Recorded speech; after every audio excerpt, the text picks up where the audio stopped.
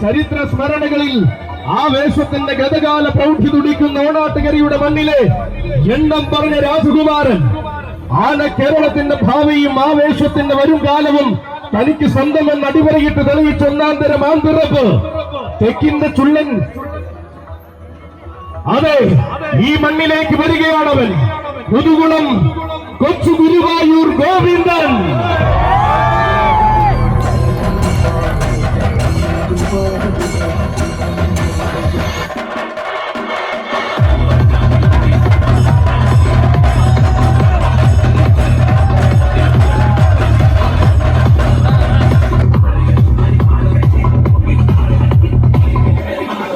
അതെ, ഇത് തെക്കിന്റെ ചുള്ളിപ്പറമ്പ്.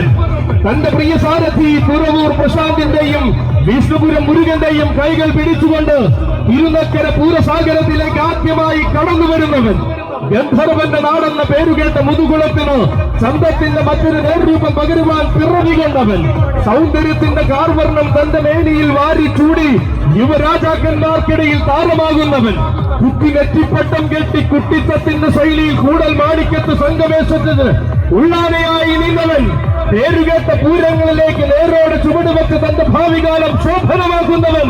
അതെ, യുവരാജാക്കന്മാരെ എന്നും ഇരുകയും നീട്ടി സ്വീകരിച്ച ചരിത്രമുള്ള അക്ഷരനഗരിയുടെ വീതിമാറിലേക്ക് കടന്നു വരികയാണവൻ, ഗന്ധർവന്റെ നാട്ടിലെ ചന്തമുള്ള സുന്ദരൻ, ജീവകുമാരൻ, മുതുകുളം കൊച്ചു ഗുരുവായൂർ ഗോവിന്ദൻ.